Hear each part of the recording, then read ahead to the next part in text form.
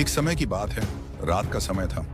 राजा विक्रमादित्य बहादुरी और दृढ़ निश्चय के साथ हाथ में तलवार लिए उस श्मशान भूमि की ओर बढ़ रहे थे, जहां बेताल का शव एक पुराने बट वृक्ष पर लटका हुआ था। चारों ओर केवल सन्नाटा था। विक्रम ने जैसे ही शव को उठाया, बेताल ने अपनी वही पुरानी चाल चली। वह हंसते हुए बोला, राजन, तुम्हारा साहस वाकई प्रशंसा के योग्य है, लेकिन यह जान लो, आज की कथा तुम्हारे लिए आसान नहीं होगी। यह कथा केवल रहस्य से भरी नहीं है, बल्कि यह तुम्हारी बुद्धिमानी और धैर्य की अंतिम परीक्षा भी होगी। अब सुनो मेरी कहानी। कहानी आरंभ होती है एक ऐसे नगर से जिसे लोग अज्ञात नगरी कहते थे। यह नगर अपनी दिव्यता और गूढ़ रहस्यों के लिए प्रसिद्ध था। नगर के राजा हरिदेव की एकमात्र संतान राजकुमारी यामिनी अपने सौंदर्य और गुणों के लिए विख्यात थी, लेकिन उसके साथ एक अजीब भविष्यवाणी भी जुड़ी थी। जब वह पैदा हुई थी, तब नगर के आकाश में अजीब प्रकाश देखा गया था।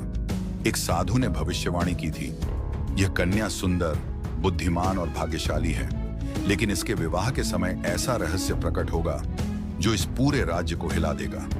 उस रहस्य को सुलझाने वाला ही इसका सच्चा पति बनेगा। राजा हरिदेव इस भविष्यवाणी को सुनकर चिंतित हो गए थे। उन्होंने अपनी पुत्री को महल की चार दीवारी में ही रखा। राजकुमारी के चेहरे को छोड़कर किसी ने भी उसे कभी देखा नहीं था, लेकिन उसकी सुंदरता की चर्चा पूरे राज्य में थी। जब वह विवाह योग्य हुई, तो राजा ने घोषणा की कि जो व्यक्ति उसके रहस्य को सुलझाएगा और उसकी रक्षा करेगा, वही उसका पति बनेगा। एक दिन 3 राजकुमार अज्ञात नगरी पहुंचे। एक था आदित्य, जो अपनी बुद्धिमानी के लिए प्रसिद्ध था। दूसरा था वरुण, जिसके पास दिव्य शक्तियां थीं, और तीसरा था आर्यन, जो अपनी तलवारबाजी और साहस के लिए जाना जाता था। तीनों राजकुमार यामिनी से विवाह का प्रस्ताव लेकर आए। राजा हरिदेव ने उन्हें यामिनी का रहस्य सुलझाने और उसे बचाने की चुनौती दी। उसी रात जब पूरा नगर सो रहा था, राजकुमारी यामिनी अचानक अपने महल से गायब हो गई। राजा घबरा गए और उन्होंने तीनों राजकुमारों को बुलाया। आदित्य ने कहा, मुझे अपनी विद्या पर भरोसा है, मैं इस रहस्य को सुलझाकर राजकुमारी को खोज निकालूंगा। वरुण ने कहा, मेरी दिव्य शक्तियां हमें सही दिशा दिखाएंगी। और आर्यन ने अपनी तलवार निकालते हुए कहा, मैं अपने बल से किसी भी दुष्ट को हराकर राजकुमारी को वापस लाऊंगा। तीनों राजकुमार मिलकर राजकुमारी की खोज में निकले। आदित्य ने अपनी बुद्धि से पता लगाया कि राजकुमारी को एक दुष्ट राक्षस ने अपहरण कर लिया है, जो विंध्याचल की गुफाओं में रहता था। वरुण ने अपने दिव्य रथ का उपयोग किया, जो पलक झपकते ही उन्हें विंध्याचल तक पहुंचा सकता था। रथ पर बैठकर तीनों विंध्याचल पहुंचे।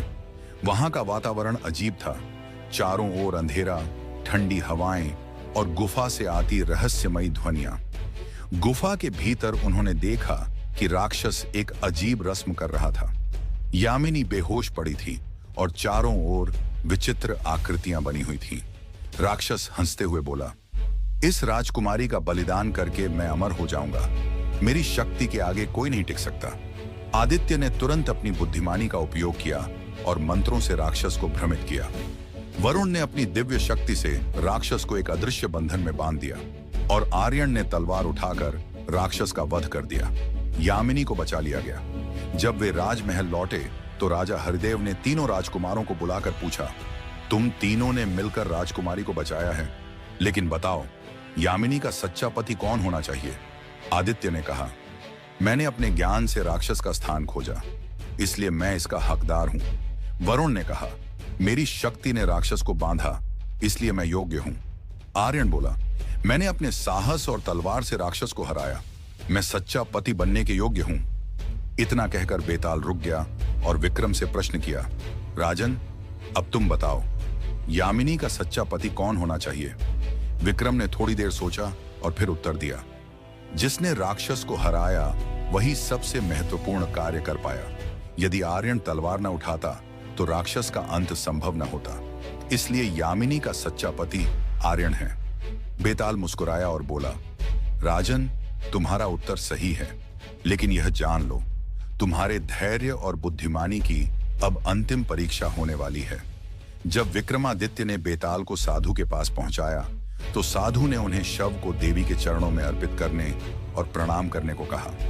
लेकिन बेताल ने पहले ही विक्रम को चेतावनी दे दी थी। विक्रम ने चतुराई से कहा, हे साधु, यह देवी का कार्य है, इसे तुम स्वयं करके दिखाओ। जैसे ही साधु ने शव को प्रणाम किया, विक्रम ने अपनी तलवार से उसका वध कर दिया। बेताल ने हंसते हुए कहा, राजन, तुमने न केवल मेरी कहानियों का सही उत्तर दिया, बल्कि उस साधु की भी चालाकी को मात दी। अब मैं तुम्हें मुक्त करता हूं। तुम्हारा साहस और बुद्धिमानी सदैव अमर रहेगी। राजा विक्रमादित्य विजयी होकर अपने राज्य लौटे। उनकी वीरता और बुद्धिमानी की गाथाएं आज भी सुनाई जाती हैं। आखिर क्यों राजा विक्रमादित्य ने साधु का सिर काट दिया?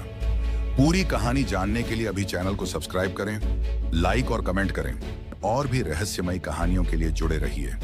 अगली बार एक और अनोखी कथा के साथ मिलते हैं।